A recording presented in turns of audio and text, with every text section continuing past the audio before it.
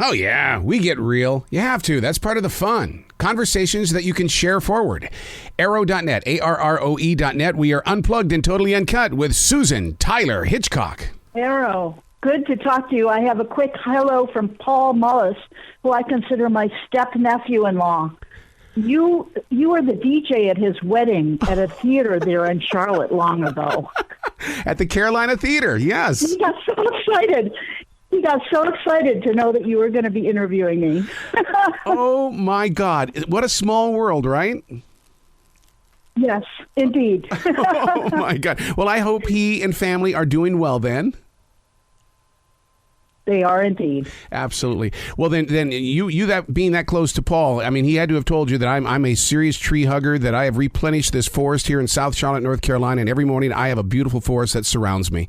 And so when you release a book like this, oh my God, this book is so personal to me that you have released, because it is all about those storytellers called trees. Yes, indeed. That's great. What did you... I love to hear you say it that way. Well, I always tell people, especially when it comes to the radio shows and stuff like that this is not me. This came from a seed which was watered by the universe. Then it became a tree. The tree gave its life to me so I could write on it, so I could have a conversation. That's really good. I like that, indeed. And they gave us the paper for the pages of my book.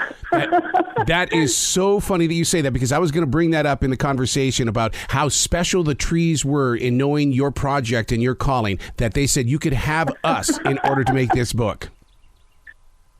Oh, there you go. I never thought of that, but I love it. Well, the name of the book is Into the Forest. And the thing that is so incredible about this is like reading the stories, let's say, about the moon trees. I didn't know this story, but you really pull us in. What is it like for you to discover the things that you did?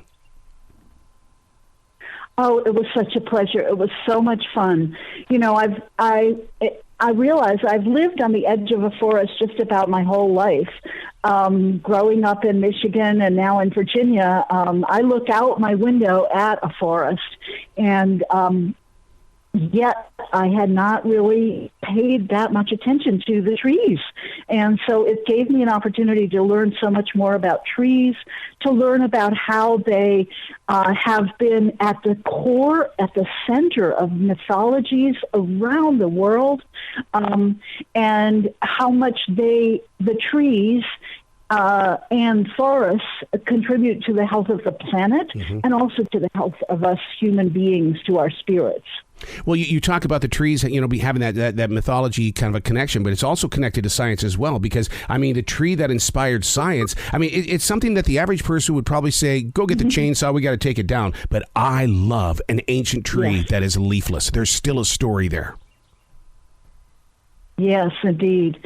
There is a story in every tree, probably. And one of the things that I've loved to do is to think about the trees in my life. The big, large tree that my grandfather hung a swing from when I was little. Also, when I was little, growing up in Michigan, there was a tree that I called the horsey tree. It grew maybe 4 feet straight up, and then horizontally another 4, 5, 6 feet, and then straight up again. And that probably was a tree that was reshaped by a Native American hundreds of years before as a directional. So, those are my childhood trees. And now there's a tree that I think about that I just love uphill from my own house. When my son was about 10 years old, he took off into the forest here in Virginia and found a short holly tree and put it in a bucket and took it up into his room. And he said that was his Christmas tree, his personal Christmas tree. Well, after Christmas, we planted it, and now the tree stands much taller than he does. So, I have these, they're sort of pet trees, and I'm sure a lot of people listening have pet trees as well. Outside this studio is a tree that had to come down because it was old, but what was so special about this tree is that a couple of the branches kind of just bumped into each other, and every morning it looked like the cross was in front of me. Well, when the tree came down during a storm, we had to go out there and we cleaned it up and everything like that. But what the most interesting thing about it is now is that you go out there, the trunk is still there on the ground, the stump, but there is a cedar tree growing in the center of where that tree once stood. That to me is like, this is much bigger than me, and I'm going to watch this story grow. And it's not just that cedar tree. There's all kinds of activity and life going on as the big old tree disintegrates. Yep. You know, creatures, insects, worms, birds pecking at it, and also a microbiome forming, turning the rotting wood into soil in order to replenish that new growth. It happens in the forest all around the world. Susan, I've always been laughed at when I tell people I think the most beautiful part of a tree is its rooting system. They go, no, it's the stuff that's above the earth. I'm thinking it's got to be more beautiful below the earth because it's constantly reaching. You know, it is. And in fact, one of the interesting pieces of science going on right now is the work on how the underground portion of a tree is sending signals to other trees through this mycorrhizae, this fungal network that weaves in among all the tree roots. Suzanne Simard, a really interesting forest ecologist who happens to have contributed the foreword to my book, has discovered actually chemical exchanges going on under the trees, between trees of the same species, but even from an old tree to trees of other species as well. She calls these the mother trees, and they're really caring for one another. It's an image of cooperation and caring for within the forest, different from the image of competition among the individuals of the forest that we've often thought about. And through that communication, you talk about how trees will communicate to another tree, especially if one has been kind of beaten up by, you know, other forms of nature. And when they see the animals come into that area, for instance, like if the deer, they like eating the leaves off the trees. The trees are sending signals to other trees saying, hey, look, watch out. We know one example for sure from the African savanna, the acacia trees, which are eaten by, their leaves are eaten by giraffes. And it is known that a chemical signal goes out from the tree being eaten in the air to other trees nearby. And in response, the other trees, their leaves turn bitter so the giraffes won't eat them. It's pretty amazing. There's another example of in the rainforest of ants called Azteca ants that live only on the Cecropia trees. And the females burrow into the stems and then plug up the hole that they created, that they chewed in the stem of the tree, and they lay their eggs, and then the larvae develop. Meanwhile, the other ants are going up and down that tree and keeping other insects and even birds and even mammals away from eating the trees, supporting the tree. So there's this a mutual interdependence between the ants and the tree that is their home. Yeah. I study Native American spirituality, and one of the things that we consistently believe in is that the tree is a storyteller, that if you're having a bad day, even if you're having a great day, go sit next to a tree and share the vibration, and that tree will embrace you. Trees love humans. And yeah, it's definitely true. And experiment after experiment, data analysis after data analysis shows that is the case.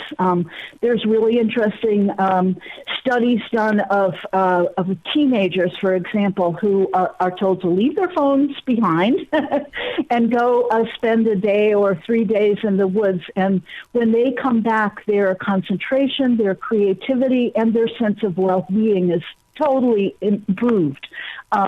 It's really been found to be the case. And it gets to the point of the chemistry of being in the forest, the volatiles, the kind of aromatic essence that is given off by trees. Some of the chemicals there have been found to be really close to the chemicals in antidepressants.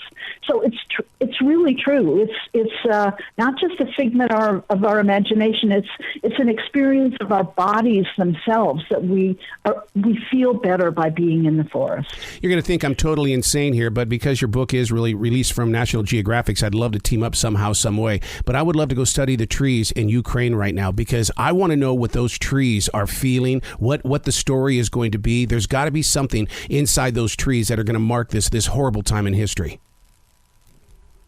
I'm sure that's true.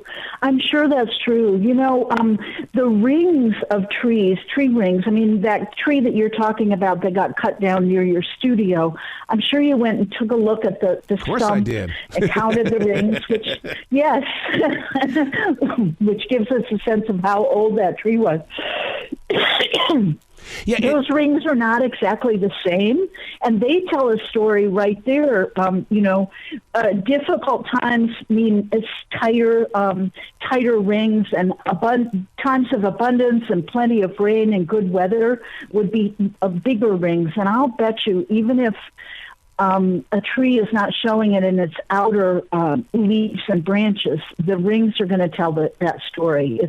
I'm sure that's true. Yeah, because it was 102 rings. I know that for a fact. And so what I did is I wrote about, so that means 102 years or 102 seasons. That in itself opens up my imagination. Right. And I'm going, okay, what was here before my house was built here? And I start thinking about the lay of the land and what were people doing and thinking. The trees, they share so much with us. Well, and I think that's part of why there is the tree at the center of every mythology around the world, because just like you're talking about in your personal experience, the tree that you're thinking about was there when you were born, and it's going to be there when you die. Trees way outlive human beings. And so we have come to look upon them as wise beings over centuries, millennia, really. Does it bother you when there's always the misunderstood tree? Because, I mean, I'll let any tree grow inside this forest, but a lot of people go, they've got to go clear their land because this tree is not, we don't like the way this tree is. Because when we replenished this forest, I was working with the North Carolina Wildlife, and we had the Boy Scouts here and everything like that. I wanted all North Carolina trees. I didn't want to go to Home Depot or Lowe's to plant man-made, basically, trees. Yes, that is worth paying attention to. Also, monoculture tree planting, that is the same tree in rows in huge swaths of land. Mm-hmm. That's not the same as a native forest at all. Not the same as a native forest. You know, I've traveled in New Zealand, and there are places where the whole hillside is like perfectly straight lines of the same kind of tree. And it's good to have trees there. There's no doubt about it, but it's so much better to have the native forest. So when people say, I'm going to plant a tree for nature, my response is that's great, but all the more important is to save the old forest. Yes. Whether it's supporting an organization like the Old Growth Forest Network or the Rainforest Collective, making sure that we preserve the old forest is as important, maybe more important than planting new trees. Inside your book, Into the Forest, you talk about forest bathing. Listeners probably have no clue what forest bathing is. Mm-hmm. You think so? I've seen it a lot in the news recently. Forest bathing was an idea that started in Japan. Wow. By a minister of agriculture, forestry, and something or other. I can't remember the exact title. But as he watched his country become more and more urbanized, and right now in Japan, more than 90% of people live in cities, yep. He realized that his country people needed to be sure that they got the experience that the forest and the trees and that nature was going to provide. And so he suggested that there be places preserved, forests, where people could walk and experience being that close to nature. So forest bathing is an experience that you can have by yourself if you want. I mean, take a walk in the park. Even take a walk down a city street, but pay attention to the trees that are there. But now also forest bathing is a very official experience. There are 62 official forest bathing parks in Japan. Worldwide, there are forest bathing guides and teacher training programs. It's become quite a big business. But it all has to do with going back into nature, setting aside a time when you can just spend your time without anything on your mind except being in the forest. Oh, you're so true about that. So true. Susan, you got to come back to this show anytime in the future. The door is always going to be open for you. Thank you. Thank you. Well, you keep loving those trees, okay? Keep hugging those. You too. You too. You bet. Be brilliant Good to today. talk. Be brilliant. Mm-hmm.